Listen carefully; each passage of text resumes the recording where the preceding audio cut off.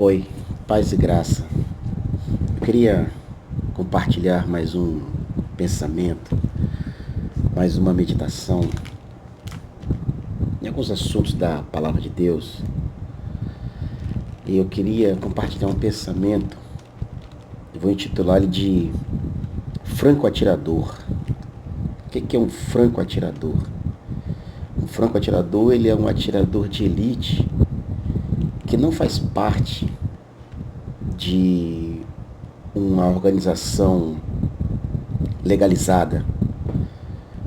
Ele é como que fosse uma espécie de mercenário.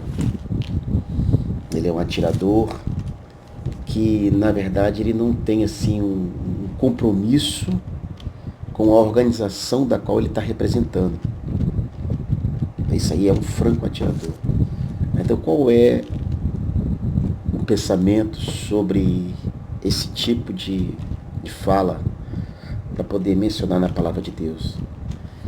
Eu queria falar sobre os franco-atiradores do Evangelho, de pessoas que não têm um compromisso com nenhuma denominação, com nenhuma instituição, que não prestam nenhum tipo de obediência, mas que gostam de dar lição de moral. E às vezes a visão que esses cidadãos têm é uma visão tosca, uma visão liberalista, em que se pode fazer de tudo, que mesmo assim você vai herdar o céu, quando na verdade a palavra de Deus, ela chama de nós, ela requer de nós um compromisso. Eu sei perfeitamente que denominação evangélica não salva ninguém. E é óbvio que todo cristão sincero e conhecedor da palavra de Deus sabe que denominação evangélica não salva ninguém. Nenhuma denominação cristã salva ninguém. Nós somos salvos pelo sacrifício de Cristo na cruz do Calvário. Nós somos justificados pelo ato de Jesus, os méritos estão nele. Mas a gente faz parte dessa comunidade que se chama igreja, essa comunidade cristã que se chama igreja, que a Bíblia denomina como o corpo de Cristo, como o povo de Deus. E para ser servo de Deus, nós temos que fazer parte deste corpo, dessa comunidade cristã. Alguém diz que não é necessário pertencer à igreja para ser salvo.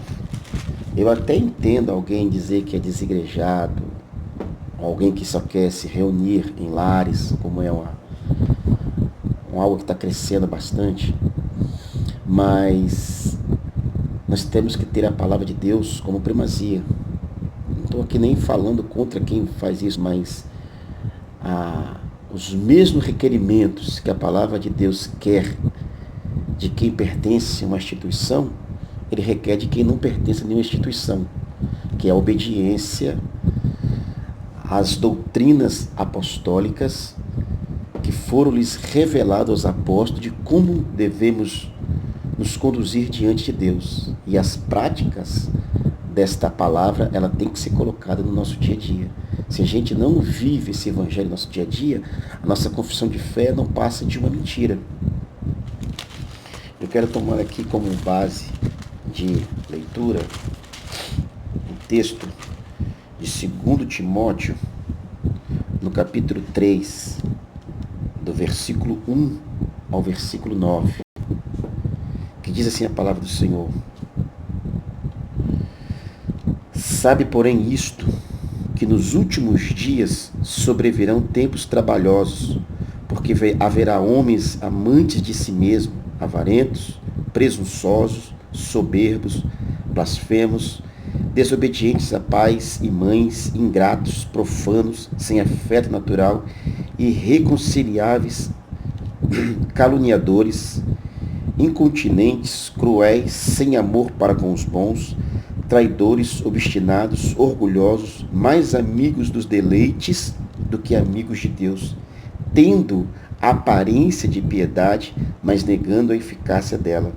Destes, afasta-te, porque destes Números são os que se introduzem pelas casas e levam cativas mulheres nécias carregadas de pecados, levadas de várias concupiscências, que aprendem sempre e nunca podem chegar ao conhecimento da verdade. E como James e Jambres resistiram a Moisés, assim também estes resistem à verdade, sendo homens corruptos de entendimentos e réprobos quanto à fé. Não irão, porém, avante, porque a todos serão manifesto o seu desvario, como também o foi daqueles. E no caso aqui, o franco atirador, que eu estou querendo dizer, as pessoas gostam de fazer muita crítica, né, a quem é crente, ao modo do cristão viver. Como, por exemplo, nós somos, a maioria é templário, frequenta templo, e é uma grande crítica ao fato de nós nos reunirmos em templos para adorarmos a Deus. E os argumentos são os mais bobos possíveis. É claro que, infelizmente, existem muitos lobos, existem, que estão introduzidos dentro do seio verdadeiro da igreja. Existem. Minha grande preocupação não é o falso profeta que está numa seita, mas é o falso profeta que está dentro da igreja verdadeira, porque esse tira proveito das ovelhas. Mas tira proveito das ovelhas porque as ovelhas também são preguiçosas e não gostam de estudar a Bíblia. E não gostam de praticar a verdade. Quem pratica a verdade não cai em conto de fada. O Evangelho não é mística, não é uma simpatia, mas é uma escolha de uma caminhada de fé rumo à vida eterna. Quem entendeu isso não vai cair em conto de fada de que ele vai tirar o que ele tem para se tornar rico da noite para o dia, ou seja lá o que, tantas armadilhas que se fazem para poder arrancar o que a pessoa tem no bolso. Mas voltando ao raciocínio em si dessa questão, há um grande ataque contra as instituições, contra as denominações, né? E às vezes, eu estou falando, escrevendo, dizendo isso aqui porque eu também faço muitas críticas, mas no sentido de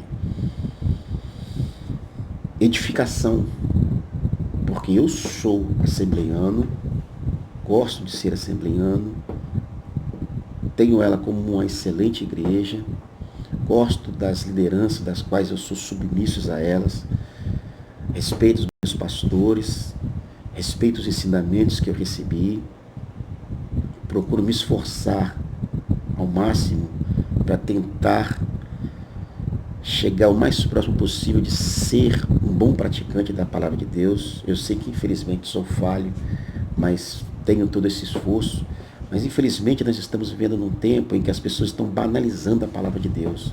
E às vezes alguém, quando tem acesso a muitas coisas, e hoje a impressão que você tem acesso a todas as informações, mas só que nem todas as informações elas são verdadeiras. A gente vê nas redes sociais sendo banalizado o Evangelho do Senhor. Então as mesmas exigências que o Evangelho fez dos primeiros cristãos, eles fazem de nós hoje, sobre a santificação, sobre a vida consagrada, sobre a vida dedicada ao Senhor, sobre a busca na oração, no estudo da palavra. Então são práticas que a gente tem que tê-la no nosso dia a dia, a prática do amor para com o nosso próximo, e não julgarmos como o evangelho liberalista e universalista, que crê que a gente pode fazer de tudo, mas que Deus é tão bonzinho que ninguém será condenado ao inferno. E alguns dos principais dogmas da igreja, eles são atacados por esses franco-atiradores que não têm compromisso com a verdade, não têm compromisso com o corpo. Alguns até se intitulam como pastor, mas não têm um rebanho para tomar conta. E na verdade acabam sendo pastores de rede social, mas não têm um rebanho legítimo e lidam com pessoas de forma real. E aí introduzem muitas mentes aquilo que as pessoas querem ouvir, que vai trazer a satisfação à sua carne.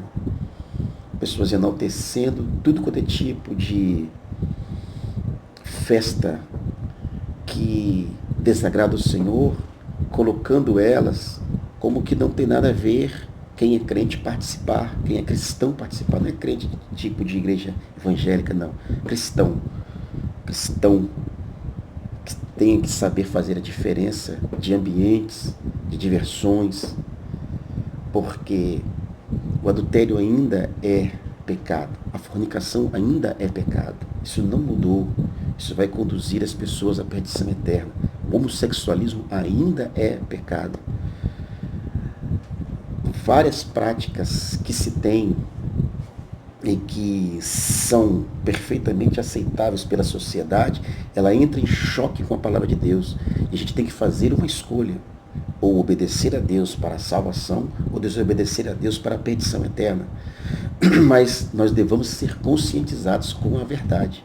E não simplesmente termos alimentado o nosso desejo carnal, que é o que esses franco-atiradores fazem. Porque não tem compromisso com a verdade e não tem compromisso com o corpo de Deus, que é a igreja.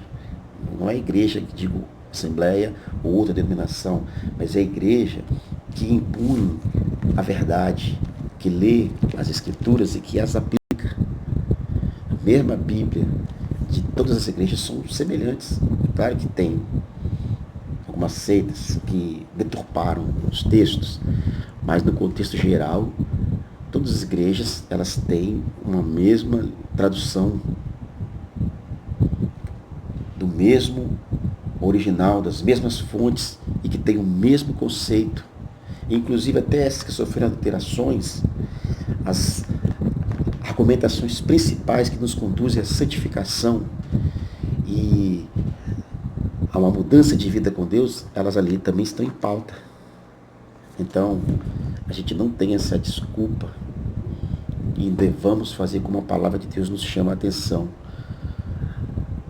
a sabermos nos proteger para não sermos alvejados por esses franco-atiradores que não têm compromisso com a palavra de Deus, porque muitas vezes muitas pessoas são setadas, suas mentes são invadidas por argumentos que os impulsiona a transgredirem contra Deus. E como diz aqui na Escritura, eles são como James e Jambres, que resistiram a Moisés, que resistiram à verdade, que não suportam a verdade porque não têm compromisso com a verdade.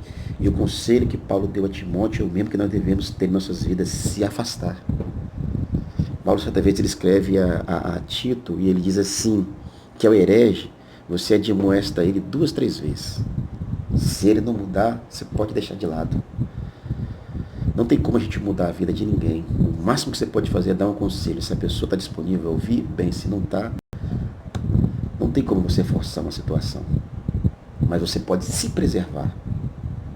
Porque se a gente vai dando ouvido, e nós somos tão falhos como todo mundo, nós não somos melhores do que ninguém, nós temos desejo de fazer coisas ruins, e se nós formos sendo alimentados por coisas ruins, daqui a pouquinho vai se manifestar algo de ruim em nós. E antes que isso aconteça, a melhor coisa é se preservar, é se afastar, é se guardar em Deus dessa sugestão que vem daqueles que não têm compromisso com a palavra de Deus e que se dizem cristãos, que se dizem defensores da verdade, mas que não conseguem se firmar na verdade.